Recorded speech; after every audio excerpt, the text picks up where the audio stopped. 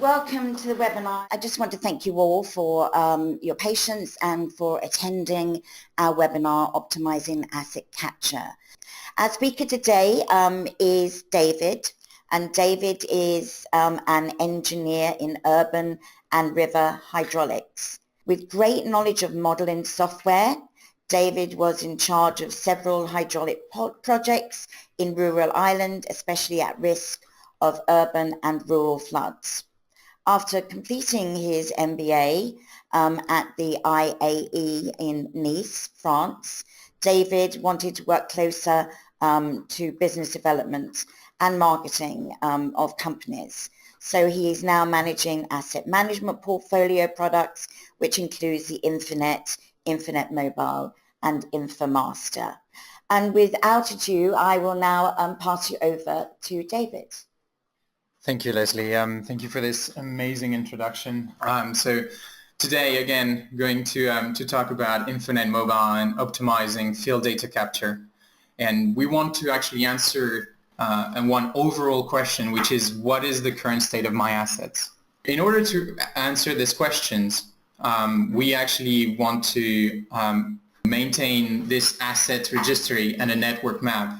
We want to maintain the condition assessment and the rating system that we would have created for our whole network, whether it's a network for sewers or whether we're talking about road or electricity network. All those apply here. It's really a general asset management question. We want to maintain a historical record for each asset in the network, what we would call asset biography here. And then we will assess the remaining useful life for each asset via its performance.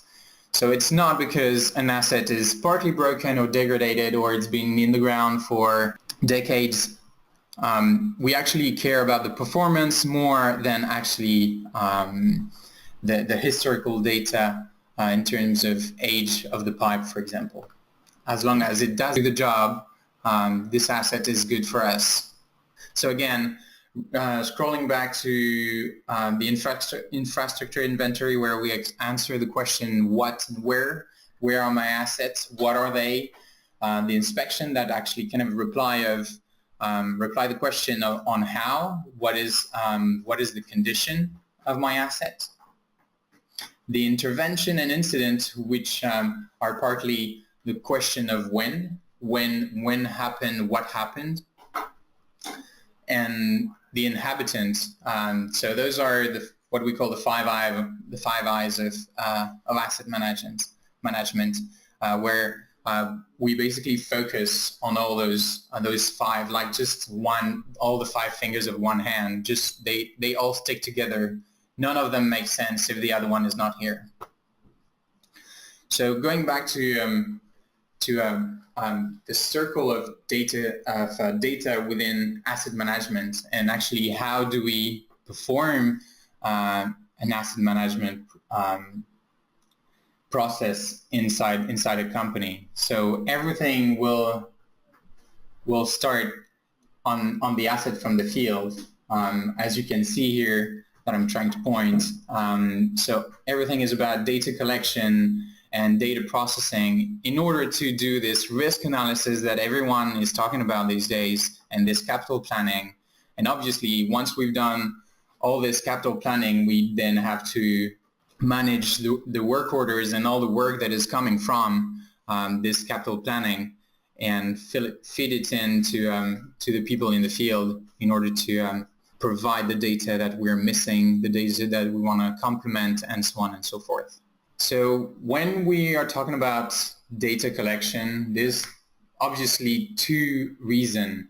Is whether we have assets that we want to update on the condition, or that basically we've put in the ground and we want to check what is the status of those, and the part where there's no assets. So if there are no assets, we actually want to create assets in order to update the register, to expand our knowledge of our network. So we've seen this quite a bit. People who are getting new development on an area, or just basically starting onto modeling, for example, and they would basically create those new assets. And we've seen, obviously, everyone trying to maintain those assets and maintain the data in order to get to that capital planning. And when we talk about data collection, whether it's with assets or without any assets, we kind of follow the same structure. We're gonna create or schedule those tasks in the office.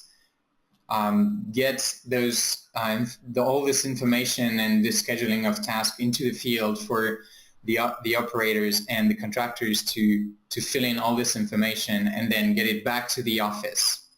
However, there's always a more efficient way to do that. So whether we go for paper-based data capture here or we go to fully integrated system in the field, we can always kind of improve our process, whether it's by having a connection to the map and having people inside in the field directly connecting to this map and grabbing information from that map, or providing digital appliances to our people in the field, or whether it is providing other processes strongly optimized.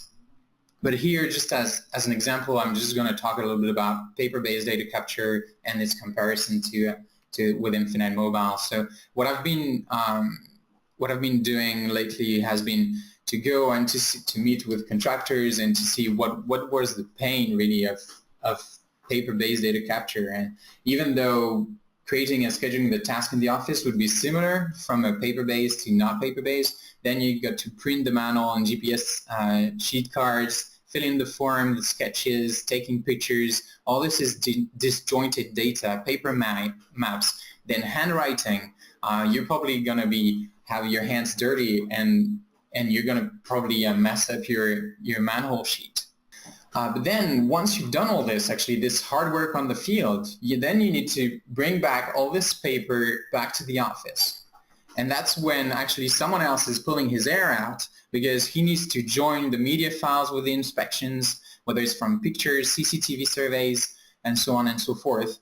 Then he needs to validate all this disjointed data. What is the data that actually I can't read from my contractor's handwriting? What is the part that actually has been a little bit messy, and so on and so forth.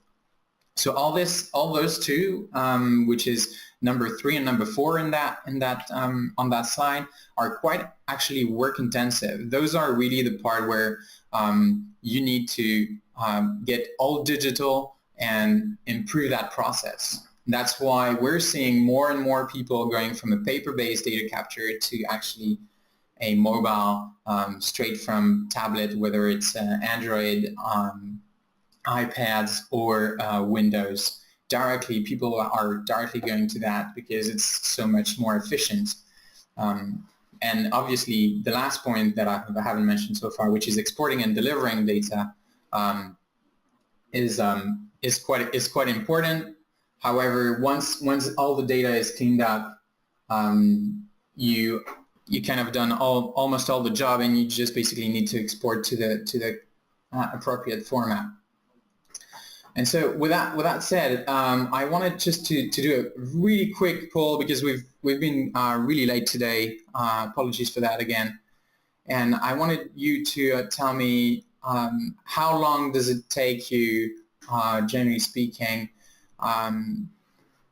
to the typical delay between the data capture and actually sending the data to your client. And because we're kind of short of time, I'm going to give you another 15 seconds, trying to see everything coming in. Once we've reached maybe 75 people to vote, we're gonna close that poll. So I'm just going to close that poll right now. Thank you for voting. I'm just going to share quickly that poll with you, just to show you that people are talking about 1% of the people are actually delivering data in hours. This is amazing. So far, I have seen very few contractors doing that. Then we have about 25% is in order of days. Same thing for a couple of months and then a majority of people, which is a little bit more than half, is in terms of weeks.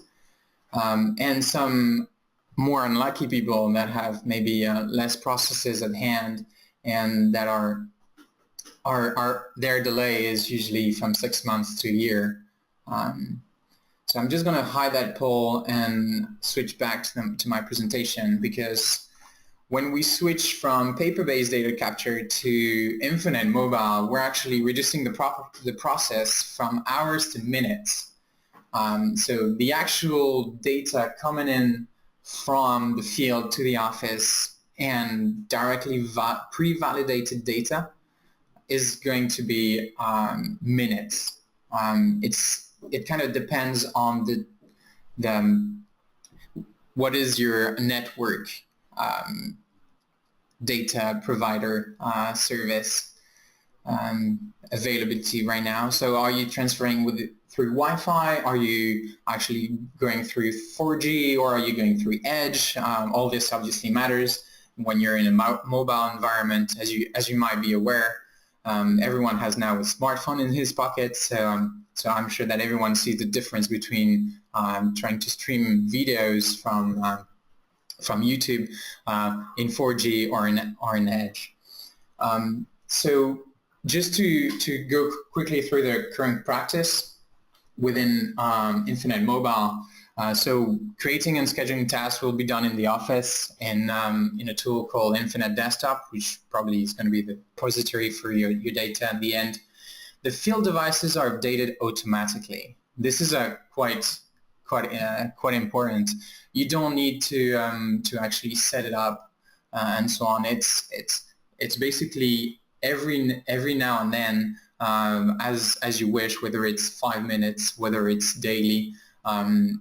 The server that is going to gather all this information and push it to the mobile devices. Filling the form, the sketches, and taking pictures, everything is combined. Everything is connected to that single survey. Everything is attached. Everything is related. There's no need to join all this together when you get back into the office. All this work is previously done for you. And obviously when you fill forms, you have drop downs, you have access to a map. All this just allows you to already just fill in that form and sketches and taking pictures way quicker than actually you would have done in paper-based data capture, or even something that is less integrated. We have validation in the field. So your data is already validated. We want you to avoid as many typos as you can. We want to have calculated fields, meaning that if you want a field to be calculated, pre-populated from your manual ID, from the date of the day, from the person who's actually doing the contracting work and the surveying work, all this is available inside Infinite Mobile. And that is really the strength of making your process faster and faster, so you can deliver everything on time and you have time for other projects. It's not about just seeing with those blinkers on one project only, but it's also saying, okay, well now before I was doing paper capture and I can provide only once project at a time, one city at a time, one water utility at a time. But now with Infinite Mobile, you can actually go around and provide data to multiple water utilities at the same time with the same application, with the same software, basically.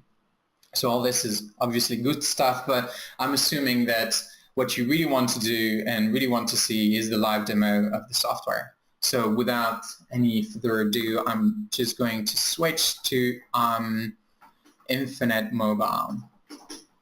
And beforehand, because there's about half the people that haven't seen Infinite Mobile or Infinite here attending the webinar, I'm just going to talk really in 5 minutes about Infinite, just to show you what's what. So Infinite is a brilliant and amazing, but really powerful data holder, data cleaner, and work order management tool.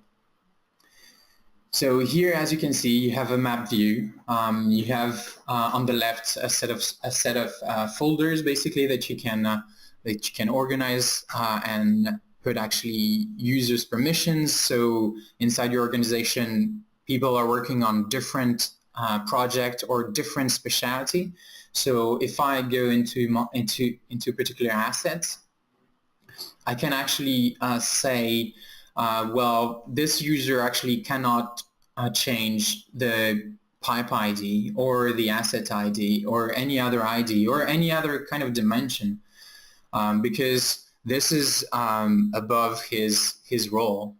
He shouldn't modify all this. And same thing for water utility. You actually don't want your contractors to change your pipe ID, for example.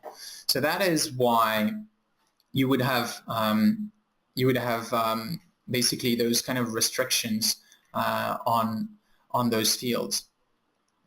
But moving on to actually the scheduling part, which is actually the part that you're interested in, actually going into the field.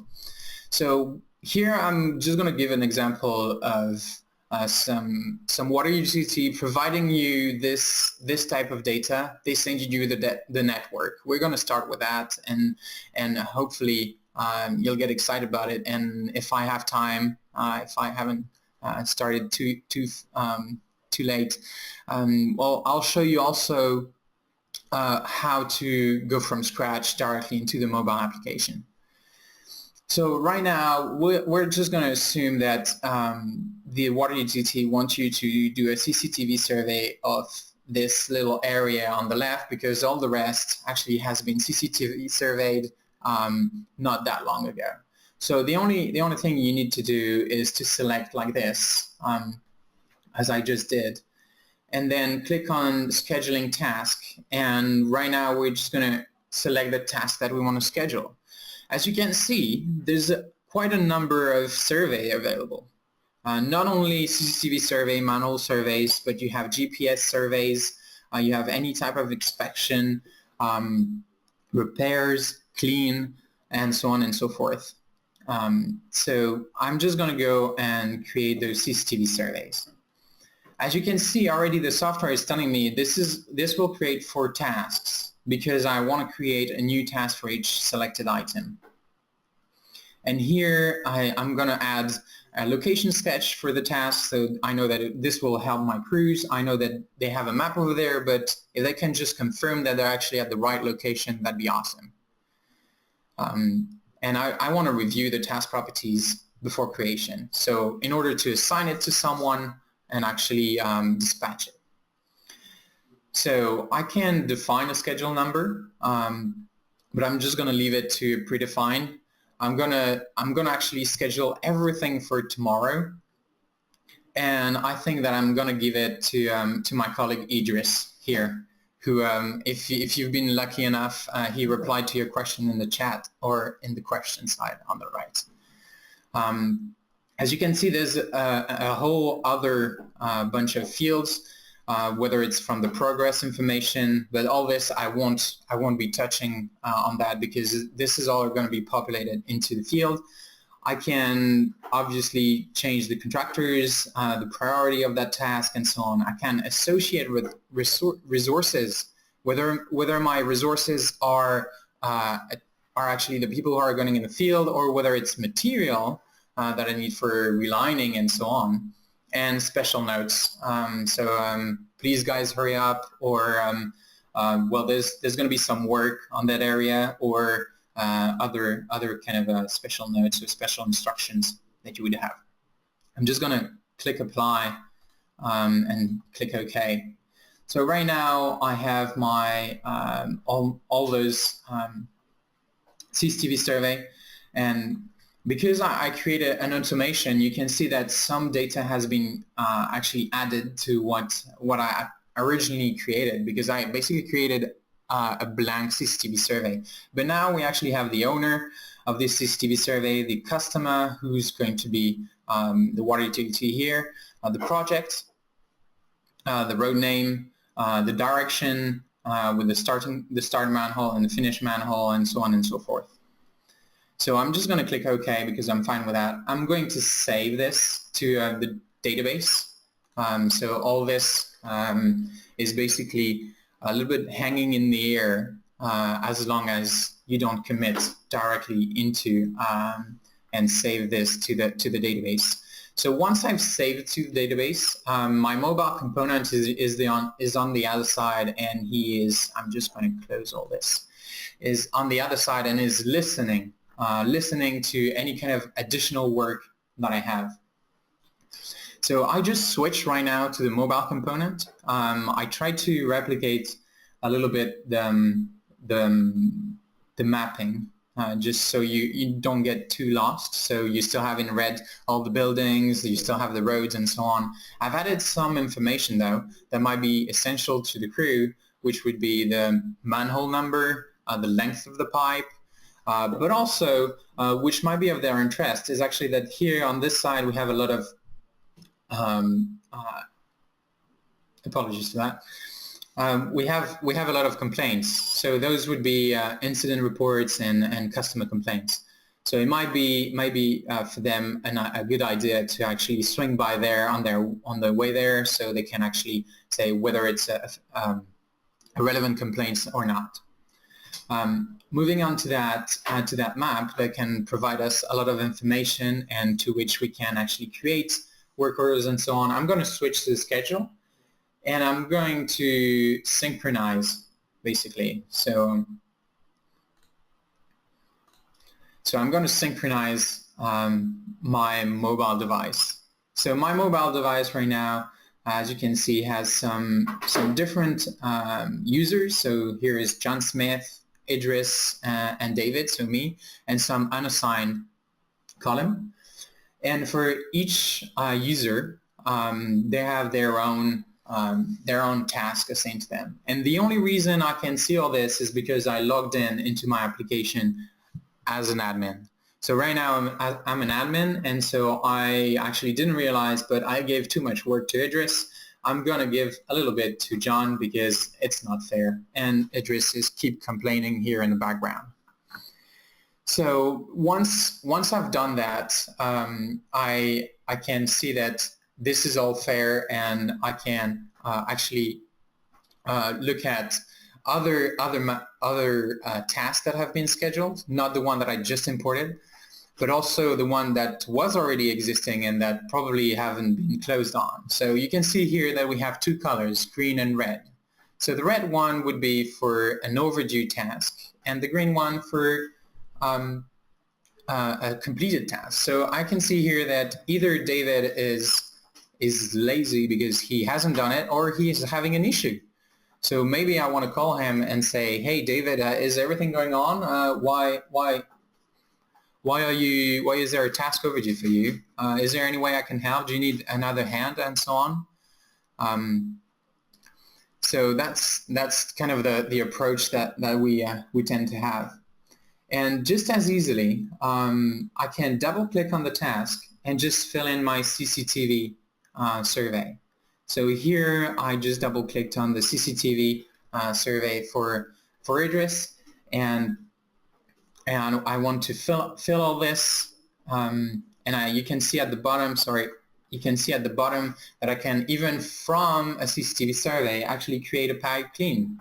If I actually start my CCTV survey and I am blocked at some point, I might want to do a pipe clean to take the blockage out and actually finish my CCTV survey. And so the power of this is actually that everything is going to be carried across. So right now, I'm actually putting the inspection purpose to investment planning and the tax status to delayed. I can add some location detail. I'm going to say it's in the waterfront, and add any kind of notes. I can double check that actually I'm at the right location. Yeah, it sounds about right.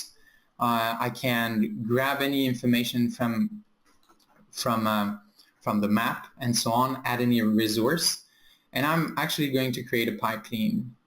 And so as you can see here, I'm creating a pipe clean from my CCTV survey. And I have this location that has been carried across. I have the responder, so Idris, who was scheduled to do it, that has been carried across. And I have the node flushing from and flushing to. All this is directly connected inside the application. And so once I save this and I close the report, not only I would have created pipe clean, but I would have actually completed it. So as you can see here, I can, if I forgot anything, I can go back to my pipe clean. I might have forgotten a few fields, or maybe I want to go back to my cleaning matrix and look at what I have to do to actually perform that. I'm just going to cancel here and just leave it overdue because I haven't performed and completed it. And I want to show you if we technically have done this pipe clean, how we would create a CCTV survey. So here I'm using another object because I want to show you another feature of the software, which is actually directly grabbing information from the field. So I'm going to put in my CCTV survey ID, which I'm going to put test. I'm going to grab some information from the map. So I'm going to say that I'm going to use that particular pipe with those nodes. I might need to zoom in a little bit more here and just select that pipe. So once it's selecting, it's selecting that pipe, and I can drag in the dynamic nodes that have been selected into here, and actually drag in this ID and say that this is probably my finishing manhole or my starting manhole. And as you would see here, I'm going to have my finishing manhole directly populated. I can add any kind of document and have compulsory fields tied into that form. So I want to make sure that everyone is aware of this health and safety procedure attached, and I want to make sure that everything is going to go smoothly. So I'm making this field mandatory and just going to go and go to the next step. So right now we're in the interface for actually adding a new CCTV survey video, and I'm going to show you how to create new defect details. So I'm going to start recording, and now I'm going to play the video, and I'm going to add new defect details. So once I've added those defect details, I might want to say that I started at the manhole, and I want to save that. Then I would probably pause. I would probably pause here. I'm having issues again. So I would probably pause and add new defects, and from those defects maybe put the water level, or just directly go and choose the issue that is here, and I can see that I have those drop downs directly to help me. Not only need I to know the code, but if I input the code, it's going to tell me what it actually means. But if I forgot the code, or I have an idea of where to look at, like whether it's construction feature, am I actually going to my finish manhole, and so on and so forth. And so I need obviously to put on my distance, just again to show you that we have some mandatory field, we have some data validation behind, and as I can save here, you can see that I haven't actually filled in my CCTV survey properly. And so this CCTV survey is actually telling me, this application is telling me that you don't have a start node, you don't have a water level, you're missing codes, you're missing distances, you're not doing your job correctly, please fill in those forms. Not only it helps you directly into the field to be more efficient, but it also makes sure that everyone from the actual the actual contractor client or client, if I may say, to the contractor is actually sure of this data. We know where the data is coming from. We know how it has been treated. We know all the background of it. And I'm just going to say OK and complete. And I forgot my EndNote.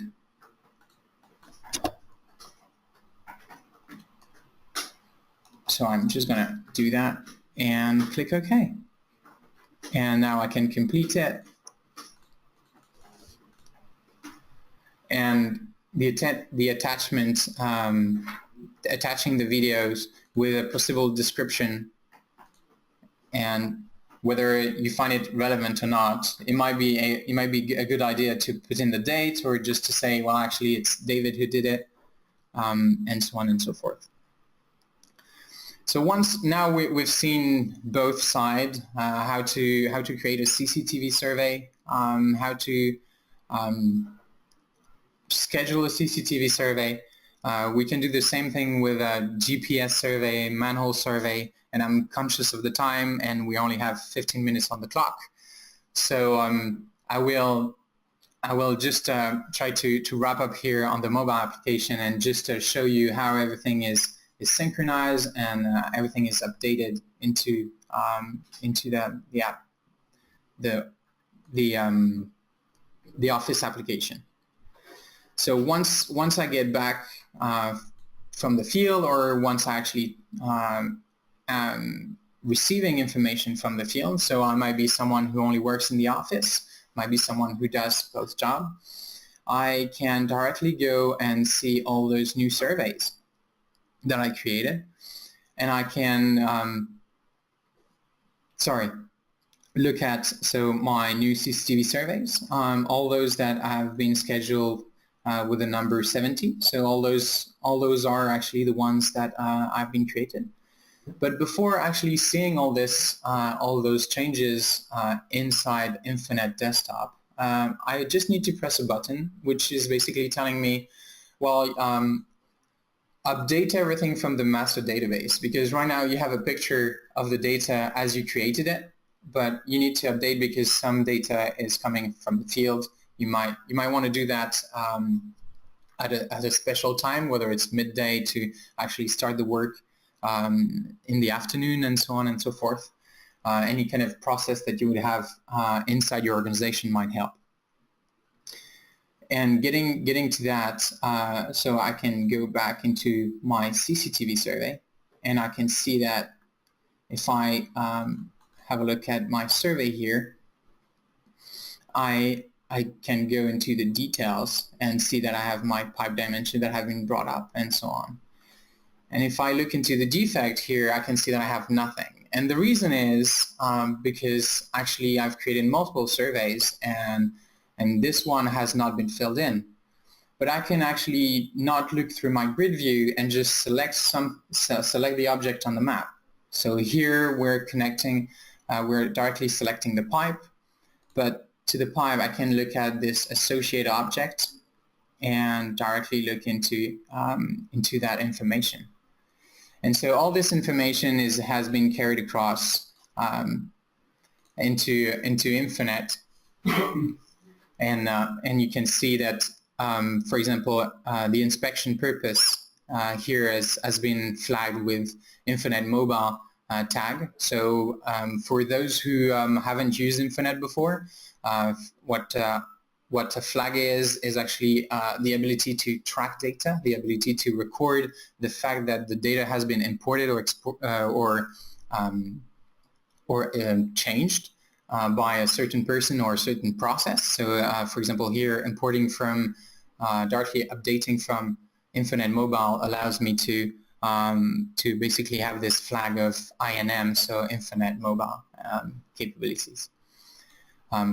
So I'm conscious of the time, and I really wanted to show you the mobile application. We're gonna have a webinar coming up in the next months about the actual desktop application. I would really recommend for you to follow it and to get on it. So without any further ado, I'm just gonna ask Idris if there was any particular questions that came in. And if all this has been useful and provided some intelligence and I don't know, curiosities. Okay, so David, I've got a question here. So does Infinite Mobile only work on Windows? So yes, good question actually, Idris. I have shown this Infinite Mobile working only on my laptop, but obviously we do support any other Windows tablet that will be fully having the full Windows operating system. We would not work on Windows Phone, for example, but we also have an Android application. So any Android application after API 18, I believe, or for those who are non-geeky like me, it's just Marshmallow version. So this is a not so recent version. So I believe that anyone using actually an Android tablet right now is actually on that version or higher. Was there anything else interesting, Idris? Sure. There was a question regarding the type of GPS hardware we support. So GPS hardware. So when it comes to hardware, everyone knows that things can be laggy and so on, but thanks to God, GPS are not part of those, as in GPS, like other actually hardware, have standards, and fortunately for us, GPS all over the world actually follow the NMEA standard. So we're just compliant to the NMEA. So any GPS device that you would have should be working with Infinite Mobile. Okay, so I have a question here regarding does Infinite Mobile also work with the other network types in Infinite? So yes, so for non-Infinite users, Infinite Desktop is a full-blown off-the-shelf application that allows you to create inherently from scratch or by import wastewater and drinking water networks. We have the capability of extending that functionalities, but I'll talk about it more later. And obviously, Infinite Mobile is connecting directly to the same database as Infinite Desktop, and so we can support any other network that you would have created into Infinite. With that is all the associated schedulable objects such as leak detection and so on and so forth. Anything else, Idris? Yeah, so users who are capturing their CCTV data in WinCAN, how are they able to get that into Infinite? Yes, so we have a lot of users actually of Infinite that are using WinCAN and that are actually wondering how we would support that. And fortunately for us, at least in the UK, we have a standard called the MSCC. So this is for all data exchange for CCTV surveys, and in any kind of CCTV vendor that would provide CCTV surveys, devices and data capture and so on is compliant to that format, and we are so too. So we as just as any other application or software vendor that would be compliant with MSCC, we can import any MSCC file and data coming from WinCan. With that in mind, WinCan is a data capture software, and Infinite Mobile is another one.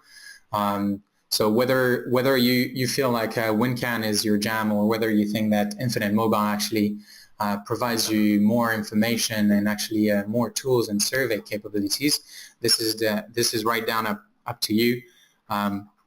But it is always available, and yes, that's about it. Anything else, Idris? So just had a question in saying, can the mobile users update the network connectivity on site, or is it just adding existing objects? So can they update connectivity inside? Well, the answer to that is Infinite Mobile is about surveys. The survey data would then come into the office, whether that be of an existing asset or the capture of a brand new asset. That information comes into Infinite Mobile in the office, and the updating of the network is done in that application. So any other? I know I'm conscious of the time, and we have 5 minutes left on the clock, I believe. Do we have anything especially interesting? I do apologize for all the questions that have been asked and that we can't reply right now. There's a backlog I'm working through at the moment. So Idris is working on it, but do not be afraid. If we end up the webinar and your question has not been replied, feel free to send us an email directly, and we will make sure that we will reply to those questions.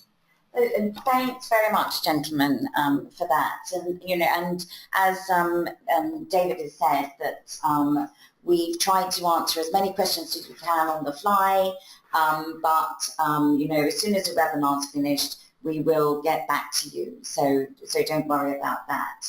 We hope you found this of value. And on that note, thank you very, very much for joining, and we look forward to seeing you on the next one.